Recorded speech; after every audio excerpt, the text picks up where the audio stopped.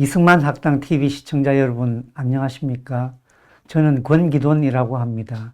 서울대학교 동양사학과를 졸업했고 위스콘신 메디슨 대학에서 사회학으로 박사학위를 받았습니다. 늦게 공부하는 바람에 2010년에야 한국에 돌아온 후 그동안 대통령실, 공공기관, 정당 등에서 근무해 왔습니다. 최근 저는 오늘이 온다 제1국회 회의록 속의 건국이라는 제목의 출간했습니다. 이런 표지의 책입니다. 제1국회 회의록을 주요 자료로 삼아 1948년 5월에서 1950년 6.25 전쟁 전야까지 국회 안팎에서 일어난 주요한 사건들을 되짚어보는 책입니다. 정성을 아주 많이 들인 책이니 한번 읽어봐 주시면 감사하겠습니다. 앞으로 저는 오늘이 온다에 나오는 내용의 기초에 4번의 강의를 하려고 합니다. 오늘이 첫 번째 강의가 되겠는데요. 제목은 한국형 대통령제 헌법의 탄생입니다. 우리나라 대통령제가 다른 나라와 좀 다르다는 말을 많이 들어보셨을 겁니다. 뭐가 다른지도 잘 아시죠? 국무총리와 국무회의 등 내각 책임제 요소가 많다는 게 우리나라 대통령제의 가장 큰 특징입니다. 이것을 제가 짧게 표현하느라 한국형 대통령제라 불렀는데요.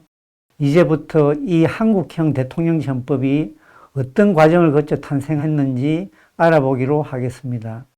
대한민국 국회는 1948년 5월 31일 역사적 개원을 합니다. 그리고 6월 1일부터 즉시 헌법 제정 절차에 들어가는데 6월 2일 제3차 본회의에서 서상일 위원장을 포함해 30명의 기초위원을 뽑습니다. 이 기초위원들의 정당별 분포를 먼저 보면 총선 때의 당적 기준으로 한민당 5인, 독촉 6인, 무소속 15인, 기타 4인이었습니다. 그러나 실제 분포는 한 연구에 따르면 한민당 8인, 독촉 10인, 한민당과 독촉 모두와 관련된 사람이 2사람, 무소속 9인, 기타 1인이었습니다. 겉으로 보면 당시 가장 유력한 정당이던 한민당이 압도적인 존재감을 보이지는 못했는데요. 하지만 헌법기초위원장 서상일 외에 김준년, 백관수, 조헌영, 허정 같은 쟁쟁한 중진위원들이 포함되어 있어서 무게감으로는 다른 정파를 압도했습니다. 그리고 한민당은 내각 책임제를 채택하고자 하는 경향이 있었습니다. 이 국회의원들 외에 또 전문위원들이 헌법기초위원회에서 일했는데요. 가장 중요한 사람이 유진호였습니다. 유진호는 당시 고려대학교 교수였습니다. 경성제국대학에서 법학을 전공했고 당시 우리나라에서 최고의 헌법 전문가로 인정받고 있었습니다. 해방 이후 다양한 정파들이 독자적인 헌법 초안을 만들었는데요. 유진호가 거의 모든 헌법 초안에 관여했다고 합니다. 그래서 대한민국 공식 헌법을 만들 때도 유진호가 자연스레 초안 작성 작업을 맡게 되었습니다. 6월 3일 제4차 본회의에서는 기초위원회가 6월 8일까지 헌법 초안을 내놓을 것을 결의하고 그동안은 휴회하기로 했습니다. 이것은 대한민국 정부를 가능한 한 빨리 수립해야 한다는 긴박감 때문이었는데요. 특히 이승만 국회의장이 필리핀의 경우 사흘 만에 헌법을 만들었다며 우리가 그렇게까지는 못하겠지만 가능한 한 서둘러야 한다고 재촉했습니다. 하지만 닷새 만에 헌법이 만들어질 리가 없었습니다. 결국 기초위원회가 헌법 초안을 내놓은 것은 1호부터 20일이나 지난 6월 23일이었습니다. 사실 6월 21일에 나올 수도 있었지만 마지막 순간에 권력 구조가 내각 책임제에서 대통령제로 갑자기 바뀌는 바람에 이틀 늦어졌습니다. 그렇습니다. 원래 대한민국 헌법의 초안은 내각 책임제로 되어 있었습니다. 내각 책임제는 유진호의 평생의 학문적 소신이었습니다. 그래서 기초위원회에서도 대통령제의 단점과 내각 책임제의 장점을 역설했고 결국 허정과 같은 대통령제 찬성론자까지 모두 내각 책임제를 받아들이게끔 했습니다. 하지만 기초위원회 제2독회 중에 이승만 의장이 참석해 대통령제를 주장하기 시작하면서 사태가 바뀌기 시작했습니다. 그는 6월 15일에 신익희 부의장과 함께 입장해서 마침 내각 책임제 채택을 역설하고 있던 유진호의 말이 끝나기를 기다렸다가 반드시 대통령제가 되어야 한다는 발언을 하고 바로 퇴장했다고 합니다. 발언 내용은 이러했습니다. 대통령을 국회에서 간접 선거하게 된다는 이유로 국무총리 책임제로 기초위원들은 결의한 모양이나 그것은 안 될 일이다. 대통령은 간접 선거이건 직접 선거이건 인민이 선거하는 결과가 되는 것이다. 한 문장 건너가서 그러므로 대통령에게 행정 책임을 직접 지우는 것이 옳은 일이지 대통령을 왕처럼 불가침적 존재로 한다는 것은 찬성할 수 없다. 이승만이 이렇게 말했지만 기초위원회는 이미 내각 책임제에 대해 일반적 합의를 하고 있었고 6월 19일 토요일에 이르러서는 사실상 내각 책임제 헌법 초안이 완성되어 있었습니다. 그런데 21일 월요일 오후에 다시 이승만 의장이 기초위원회에 나타나서 내각 책임제 헌법이 채택된다면 자신은 어떠한 지위에도 취임하지 않고 민간에 남아서 국민운동이나 하겠다고 선언하고 바로 퇴장해버렸습니다. 이는 한민당에 대한 최후 통첩이었습니다. 이승만은 3천만 국민 마음속에 이미 대통령이었습니다. 한민당이 내각 책임제를 채택하려 했던 것은 이런 이승만을 국가 수반으로 만드는 대신 실권은 자신들이 쥐겠다는 뜻이었습니다. 이승만 의장의 행동은 허수아비 대통령은 할 수 없다. 내가 어떻게 너희들을 믿고 뒷방에 앉아 있을 수 있겠는가? 라는 선언이었습니다. 한민당은 이제 발등에 불이 떨어진 셈이었습니다. 이승만이 정부 수립에 참여하지 않는다는 것은 정부 수립 자체가 무산된다는 말과 마찬가지였습니다. 그래서 그날 밤 인천 김성수의 집에서 한민당 간부들이 모여 대통령제를 받아들이기로 하고 김준년의 주도로 적석에서 유진호 초안을 수정해 대통령제 헌법으로 바꾸었습니다. 슬라이드 아랫부분에 보면은 삭제된 부분이 나옵니다. 거기에 보면 제70조에서 국무총리는 국무원의 수반으로서 하는 부분이 삭제되어 있는 걸 보실 수 있을 겁니다. 이런 식으로 내각제 헌법이 적석에서 대통령제 헌법으로 바뀝니다. 김성수는 유진호를 불러 김준현이 고쳐놓은 것을 검토해달라고 요청했습니다. 유진호가 처음에는 거절했습니다. 그랬더니 김준현이 나서 그렇게 어렵게 생각하지 말자. 몇 조문만 빼고 앞뒤만 연결시키면 되지 않느냐고 했습니다. 유진호는 그게 그리 간단하지 않다.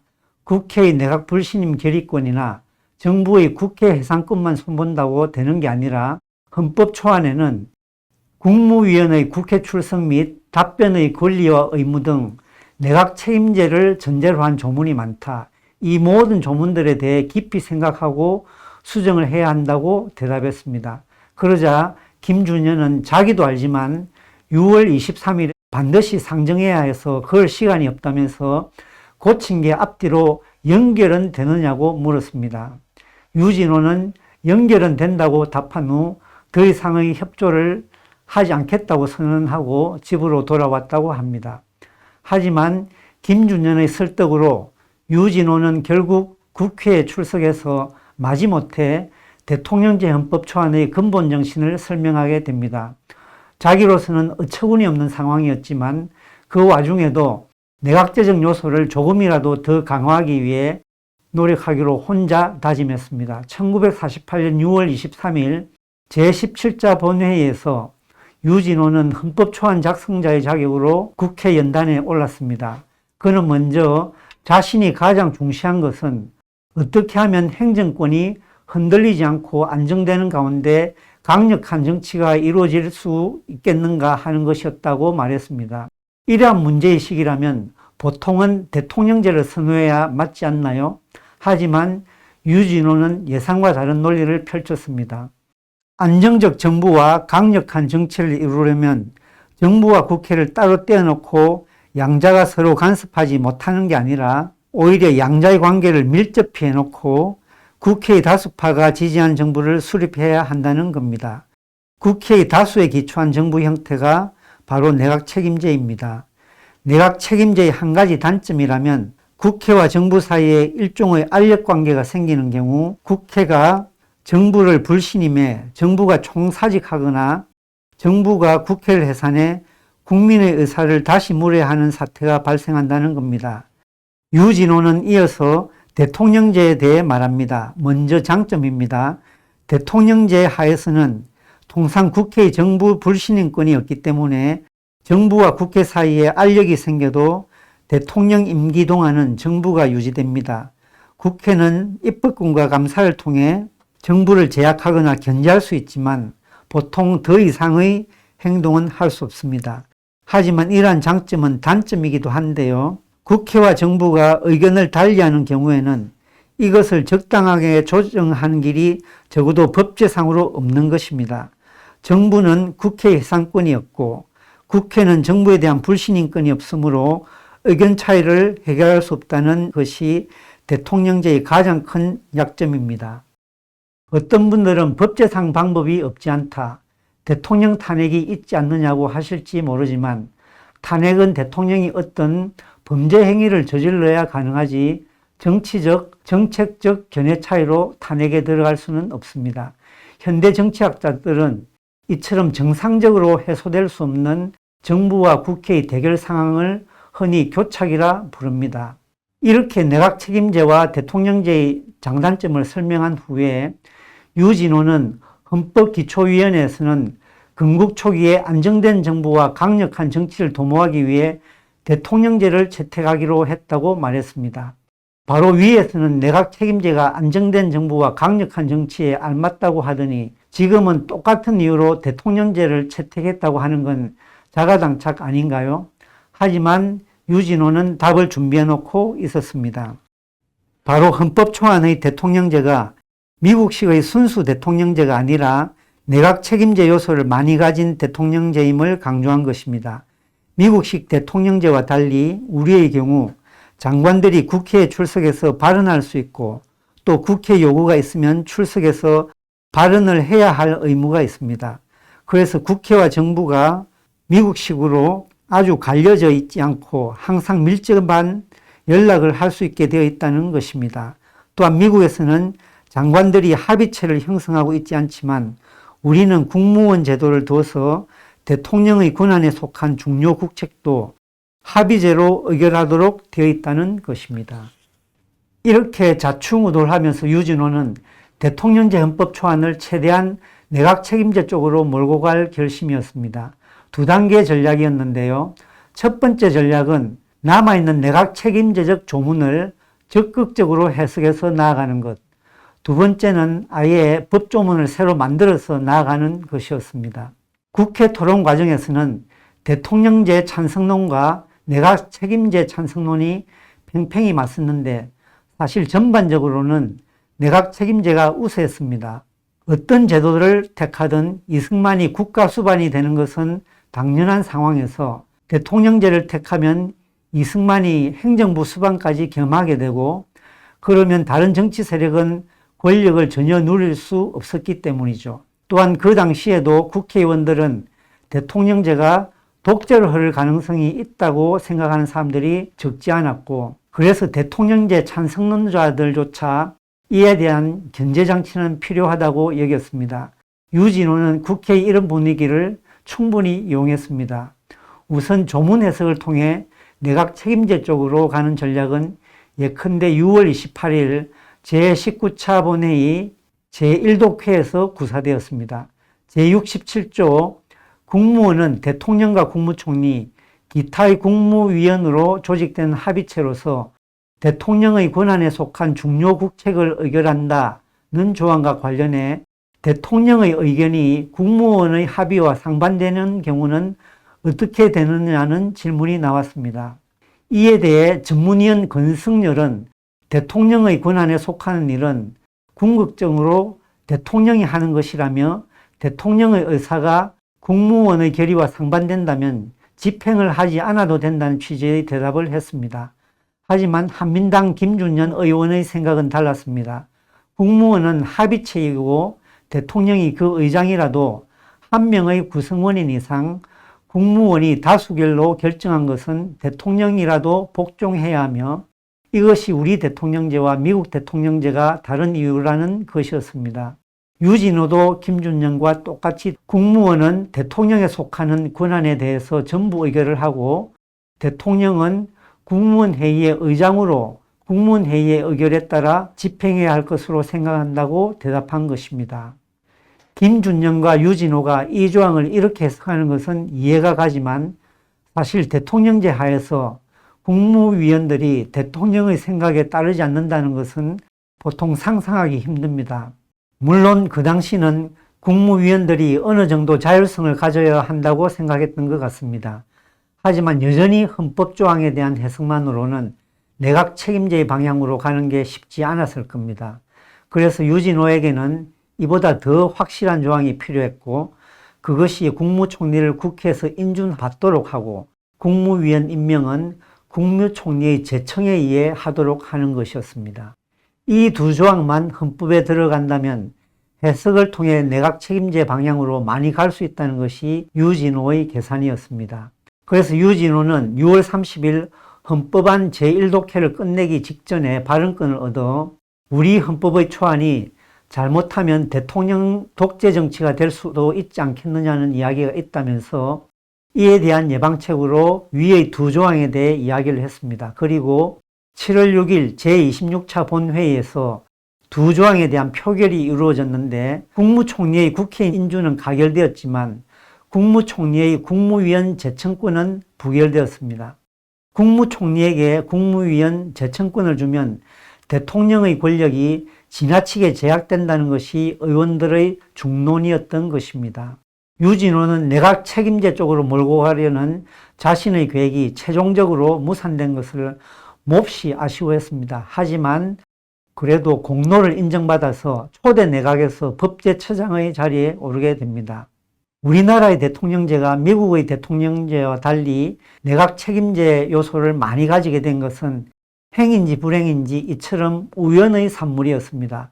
물론 1954년 이른바 4.4.5입 개헌 이래 국무총리 제도가 없어지고 잠시 대통령, 부통령 제도가 시행되지만 내각 책임제를 채택한 제2공화국을 거쳐 제3공화국 때 다시 재헌헌법과 유사한 권력 구조로 돌아갑니다. 그런데 우리나라 대통령제가 이처럼 내각 책임제적 요소를 가지고 있는 게 잘된 일일까요? 아니면 잘못된 일일까요? 우리가 흔히 우리나라의 대통령제를 제왕적 대통령제라 부르곤 합니다. 그런데 정치학자들은 대통령제 자체가 제왕적인 특성을 가진다고 말합니다. 독재로 흐를 가능성이 있다는 거죠. 즉 대통령제는 유연성이 없다는 것입니다. 문제가 생겨도 탄핵 외에는 대통령을 바꿀 수가 없습니다. 또 탄핵은 앞에서 말씀드린 대로 예외적 상황에서만 가능합니다. 내각제에서는 보통 내각 혹은 의회 해산을 통해 문제를 해결할 수 있습니다. 물론 내각제도 문제가 많습니다. 아무튼 어떤 제도가 권위주의적 경향을 가지거나 너무 경직되면 좋을 리가 없겠습니다. 그런 측면에서 저는 국무총리 제도가 우리의 제왕적 대통령제에 조금이라도 민주성과 유연성을 더하는 게 아닌가 생각해 봅니다. 재헌 시기를 생각해 볼까요? 대통령의 제왕적 권력은 한 나라의 문화적 전통에 따라 더 강화될 수도 있고 여러 가지 다양한 우연적 상황적 요인에 의해서도 더 강화될 수 있겠습니다. 이승만 대통령의 경우 그의 개인적 이력과 자질 때문에 아주 예외적인 제왕적 권력을 행사할 가능성이 높았습니다. 그는 오랫동안 독립운동가 중에서도 가장 지도적인 위치에 있었던 사람이었고 대중적 지지면에서도 다른 정치인들을 압도했습니다. 지식의 범위와 깊이도 우리나라 최고의 수준이었고 세계 정세를 바라보는 눈도 타의 추종을 불허했습니다. 탁월한 웅변과 불굴의 의지를 가지고 있었습니다. 심지어 나이도 웬만한 중진 정치인들의 아버지뻘이었습니다. 그런데 정부가 이러한 예외적 카리스마를 가진 대통령에 의해 운영될 때 정부의 책임성은 어떻게 물을 수 있을까요? 책임성이란 용어는 영어로는 accountability라고 합니다. 곧 설명할 수 있음이라는 뜻입니다. 민주주의 국가에서 정부는 자신의 행위를 국민에게 설명할 수 있어야 합니다. 그것이 정부의 책임성입니다. 책임성이 없는 정부에 대해 책임을 묻는 첫 번째 방법이자 최상의 방법은 정부 교체입니다. 대통령제에서는 무엇보다 대통령을 바꾸면 됩니다. 하지만 재헌국회 때 이승만 대통령은 헌법의 한계 내에서 교체 가능한 사람이 아니었습니다.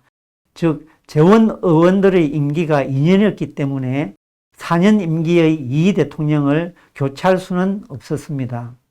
이 대통령이 카리스마적 인물이라는 개인적 요인도 있었습니다. 그는 삼봉우리 같은 국가 영도자로서 국회의원이나 국민을 가르치는 사람이었지 그들에게 설명하는 사람이 아니었습니다. 그는 민주주의에 대해서도 국회의원들을 가르쳤습니다. 하지만 민주주의란 토론에서 시작해 토론으로 끝나는 체제이며 이때의 토론은 동등한 사람들이 오직 이승의 힘에만 기대어 행하는 토론입니다. 하지만 이승만과 국회의원들은 동등한 사람들이 아니었고 오직 이승에만 기초한 토론도 그들 사이에서는 이루어질 수 없었습니다. 이런 가운데 재헌국회의원들이 국민을 대표해 정부의 책임을 물을 수 있는 유일한 방법은 국무총리와 장관들을 국회에 불러 따지는 것이었습니다. 다행히 재헌헌법은 내각 책임제 요소가 강한 대통령제 헌법이어서 이것을 체계적으로 가능하게 했습니다.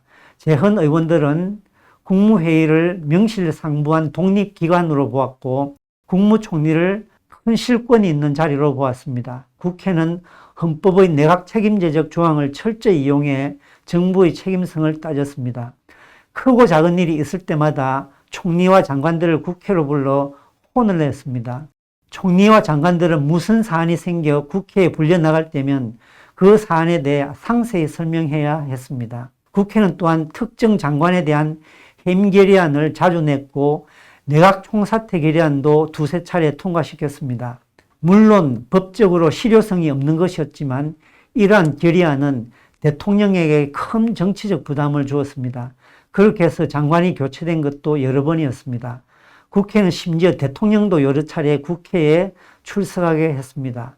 조헌영 같은 뛰어난 의원들은 당당하고 탁월한 논변으로 대통령에게 깊은 인상을 주었고 대통령으로 하여금 가르치지 말고 때로 설명하게 했습니다. 이렇게 보면 한국형 대통령제 헌법은 비정상이 정상이었던 시기에 대통령과 정부의 독주를 막는 제도적 차단기였고 상황의 무게에 잊히기 쉬웠던 정상적인 민주적 과정을 상기시키는 경고등이었다고도 할 수 있습니다.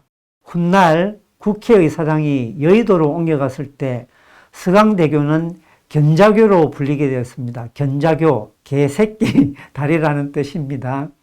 국회에 출석했던 장관들이 광화문 정부종합청사 집무실로 돌아가려면 서강대교를 지나야 했는데 국회의원들에게 호되게 당한 후라 서강대교를 지날 때면 국회 쪽을 되돌아보며 개새끼라고 했다는 것입니다. 인격적 모독도 흔하게 당하니 장관들이 국회를 두려워하지 않을 수 없었고 설명을 아주 잘해야 했습니다. 이런 광경은 독재가 가장 심했던 시절에도 볼 수 있었으니 내각 책임제 요소가 상당한 순기능을 했다고도 볼 수 있겠습니다. 마지막으로 요즘도 내각 책임제 개헌을 하자는 이야기가 종종 나옵니다. 학자들은 대부분 우리나라의 제왕적 대통령제가 문제가 워낙 많아서 내각 책임제에 찬성하는 것 같습니다. 다른 나라 학자들도 대체로 내각 책임제가 대통령제보다 우월하다고 말하고 있고 사실 전 세계적으로도 내각 책임제를 택하고 있는 나라가 더 많습니다. 주요국 중 대통령제를 택하고 있는 나라는 미국과 중남미 국가 그리고 우리나라 정도입니다. 그리고 중남미 국가는 자주 헌정이 흔들리고 있고 최근에 와서는 우리나라는 물론 미국조차도 안정된 모습이 아닙니다.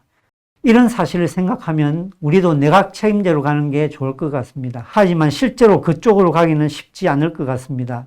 대통령제가 오랫동안 지속되어 왔기 때문에 다른 모든 제도와 관행도 거기에 맞춰져 있고 사람들의 생각도 거기에 맞춰져 있기 때문입니다.